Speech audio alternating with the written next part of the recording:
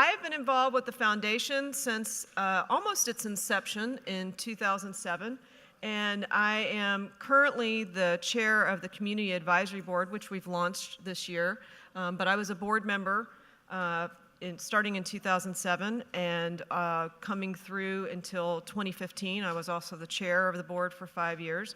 So I'm a civilian now, which is kind of fun, and I get to welcome you to our, is my 10th community conference, our 5th international one, which has been paired with a research meeting, but we've been really fortunate to be able to do this many times. So I just want to welcome you, introduce you to a few things, and I'm going to turn it over to Shannon Lozinsky in a few minutes. I wanted to give you a little bit of a history lesson about the Chordoma Foundation. Josh spoke about it, so did Dr. Sen last night. But I know we've got some new folks, so if you heard a little bit of it last night, I'll try to use different language and keep you entertained. I promise I won't sing because everybody put their hands over their ears. So several times people mentioned last night my dining room table. This is my dining room table. And this is one of our first board meetings around our dining room table. And yes, there were only that many people involved. And there were no staff at that point. It was just volunteer driven. And so it's really exciting to me that we have grown to the point where we're very much still a lean, mean, fighting machine organization as it goes compared to other nonprofits that I've worked with. But we have to have staff. We have to grow. Even though we're largely a volunteer organization, you have to have the reliability of staff to move forward and get things done. And we're still very lean. But I'm very delighted to have a fabulous staff with the Chordoma Foundation that is allowing us to do outreach and stretch and grow. So I want to remind you, and Josh talked about this a little bit as well, this foundation was created basically out of a mama grizzly bear's love for her son. Josh and his mom created this, came up with the idea, and then they pulled in another mother grizzly bear, because my son was also ill. And we had no basic science to speak of at that point. There was really kind of one researcher in the United States that was really doing some research on this, and there were a few globally that were doing research on this, but there was everybody was operating in silos. And so in the first meeting, there was about 50 researchers. Today, there are hundreds globally, and this last couple days, over 100 researchers globally came, right? That's huge. We started with about 50, and now at this meeting this week, we had over 100 from, I think, 11 countries, right? In Milan last November, they had a consensus meeting, and people flew in for the day from the US and Japan to talk about Chordoma. This is a movement, folks. This is going places. It's on a rocket ship. And we had no idea when we launched it that it would be as successful as it is. So now we know about the biology, we know about the genomics of the disease, we've got some basic science, and we had to turn to the patients. So this is a picture of the very first Chordoma Community Conference. And I don't know if Bill Dorland is in the room. So the rabble-rouser was like the sand in the oyster. And the reason we had that very first meeting, and Josh alluded to this last night, but he was much more diplomatic than I'm about to be, is because Bill really got our attention, right? Because we were so focused on the science at that point that we were overwhelmed and we didn't have any staff. We didn't know how in the world we could pivot to patients, even though we knew patients were obviously important because I had a patient, Josh's mom had a patient that we were working, this is why we did this. But Bill convinced us, along with others in the room, that we really had to pivot to patients because they were the reason we were doing this. They were our resources. They were going to help make us sustainable going forward. And you'll see the arrow. That little boy in the front is my son, Justin. And so he continues to be the reason that I stay involved, even though that he's no longer with us. So now we're at this place in time where it's a dual focus on science and patients. And since that first meeting in 2008, we've held, as I said, 11 total patient gatherings, which is phenomenal. 3 of them abroad, right? We are beginning clinical trials. We've created a doctor directory. We've supported work to create the expert consensus, which you'll hear about later this morning. We have a peer support program. We actually trained a new cohort of peer guides yesterday. We've started a patient services program and hired a patient service manager, the lovely Shannon Lozinsky, who you'll hear from in just a moment. We have done a lot. We have done a lot. And again, I was talking with Larry, one of the staff. I want to tell you that in terms of the board and the staff and Josh, that our 100% of giving to this organization is more like the average person's 300% of giving. Nobody is slacking. Everybody is tireless in their efforts to do this, and they're inspired. And if you ask any staff member or any volunteer why are they doing this, it's because they want to make a difference. They want to do something significant in the world. And so we invite you, if you're new to this meeting, if you're returning to this meeting, to continue in your involvement, ask us about how you can be involved, and we'll talk more about that as the day goes. This is the patient conference the last time we were here in Boston. These are the expert recommendations. You'll hear more about these later this morning. These are translated into Italian because we were in Milan in November. I had a neurosurgeon at the research meeting 2 nights ago who is from Beijing, where they have 80 patients, Chordoma patients per year, said he would assign 6 of his medical students to translate this into Chinese. And I said, give me your business card, please. He thought I was kidding, but I wasn't, and I got his card. This is the Milan conference, which is probably arguably the most beautiful site we've ever had a conference, because it was this old theater that was hundreds of years old with these beautiful frescoes on the ceiling. I spent a lot of time looking up. So we're here to help you. We want you to learn about Chordoma today, get the best care possible. We want you to overcome obstacles, get emotional support, be part of the solution. That's the most important part. I said it last night, I'll say it again. If not us, who? Sharon, I just stole that from you because you say that all the time. But that is absolutely the case. If not us, who? We and our family and our friends care more about this than anybody else, and we've got to be engaged about that. So a few reminders, and I'll turn this over to Shannon. Because we've done this so many times, we know kind of what works and doesn't work. There's a lot of medical terminology. When you do your evaluations, we hope you'll be really candid. We also know that you will tell us that the doctor spoke over your head sometimes. Goes with the territory, folks.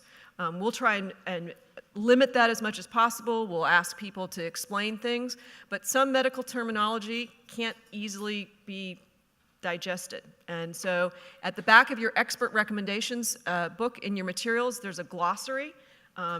We encourage you to look over that, look things up, and we've got moderators who will try and make sure that if a term is used that's not easily understood, that we explain it to you. But some of these concepts are tough. In fact, even at the research conference, some of the doctors were kind of holding their head at the end of the day because it's a lot of information.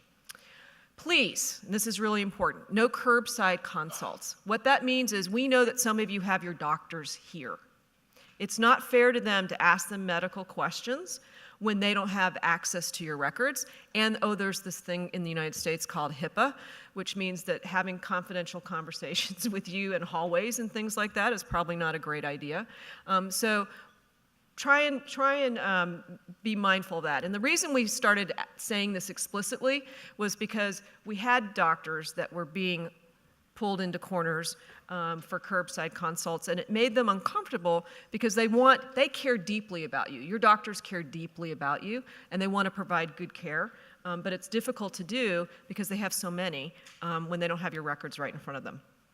Ask the Experts is one of our most valuable sessions that everybody loves, and the thing that we want you to be mindful of is that when we've taken a lot of questions, we know, because of doing this now going on 11 times, we know what the most common patient questions are, and we've fed those already to the experts, and we'll be asking those. We know that there'll be other questions that you have. Please be very brief. Do not give your medical history when you're asking a question. Don't go on and on and on. And the reason for that is that we know that there are lots of people who have questions. And so we want to be respectful and get as many additional questions as possible in there to maximize the amount of information that we push out to all of you. And then finally, go out of your comfort zone. Don't just surround yourself and sit in the middle of family and be isolated. Make sure that you're sitting with new people. We have lots of veterans here who are going to go around and make sure they reach out and meet new faces and so on and so forth, but make lasting relationships. There are people in this room that I met in 2008 that I count now among my dear, dear friends. So have a wonderful time today. It'll be intense at times. It'll be a lot of information. Please return promptly from break so we can sort of stay on schedule. And I'm going to turn it over to Shannon. All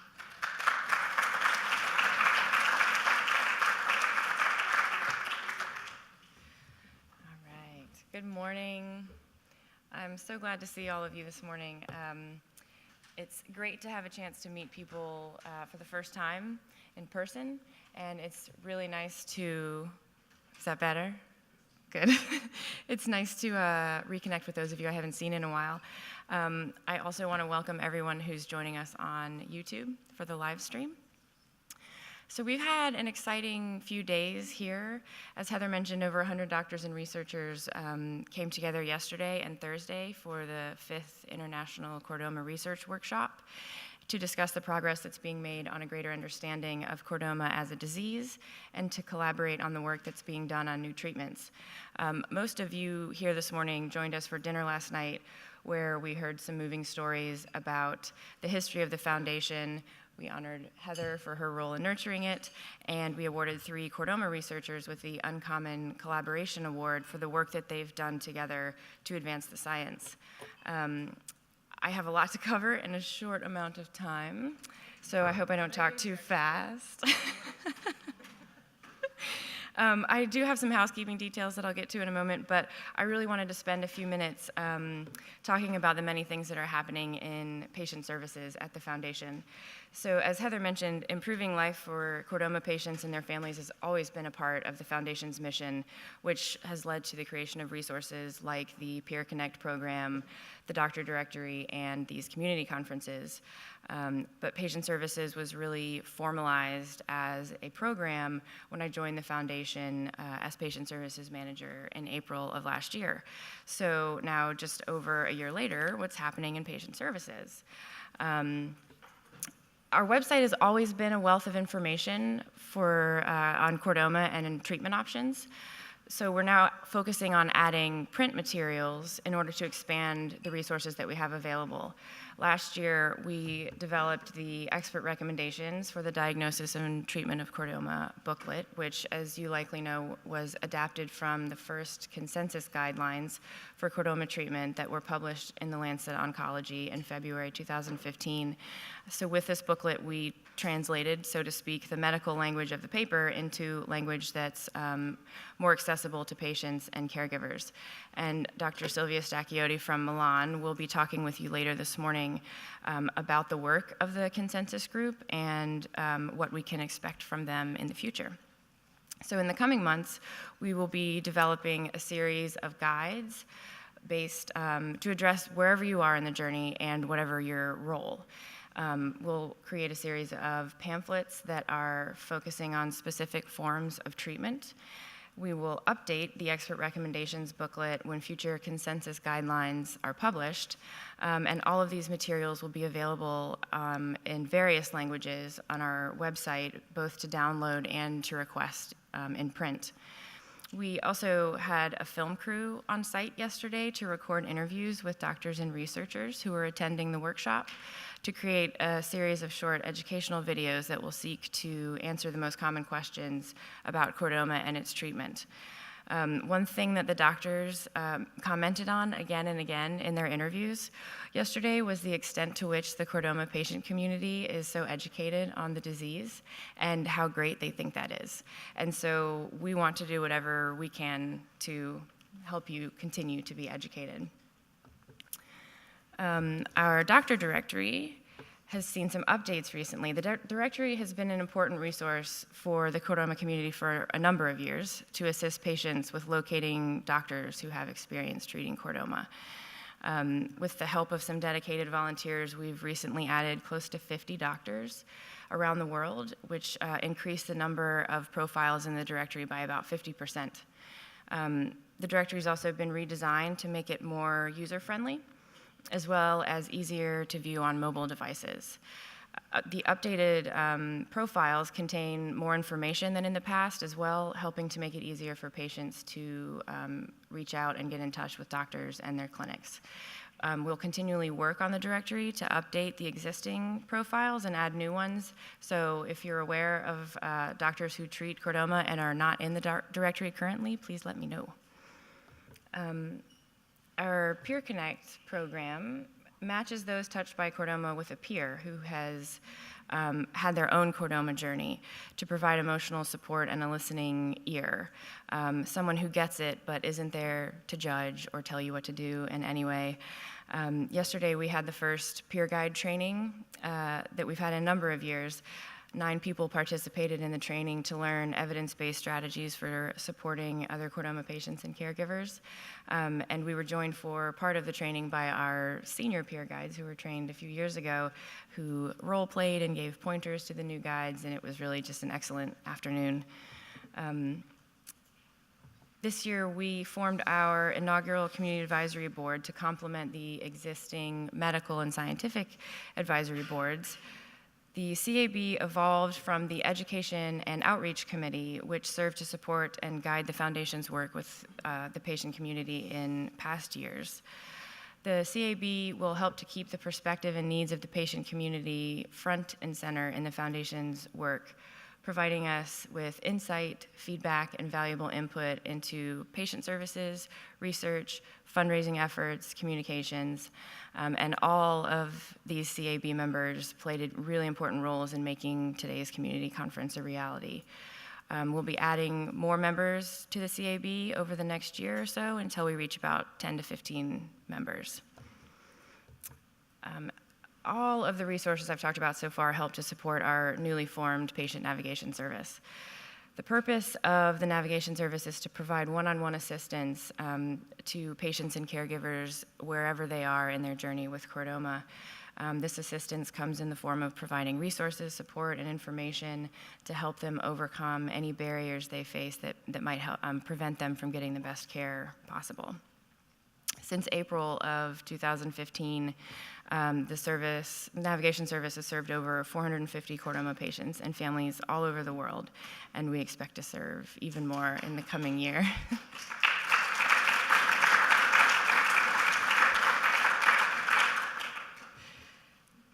And last, but definitely not least, in patient services are our series of community conferences. Heather talked about the history and the objectives of the conferences, so what I really want to note is all the hard work that has gone into making the conferences possible. So Megan Hohenstein, I don't know if she's in the room, but she's our events coordinator, and she has worked tirelessly to make this happen these past 3 days and is really just done an amazing job. I am grateful to all the speakers, panel members, moderators, and group leaders who will join us today. Thank you for all that you do to support chordoma patients. I'd like to recognize the Community Conference Organizing Committee for their hard work as well. Heather Lee, Sharon Berlan, Nadine Cordova, Brittany Fuchs, Susan Garbett, Norma Jones, and Adrian Rothstein. I'd like to thank Chris Jones as well for his assistance with organizing, and also the many volunteers who are here to help things run smoothly today. To all of the above, this day wouldn't really be possible without you. And of course, to the support of our generous sponsors, both institutions and individuals. It's really wonderful assistance this year.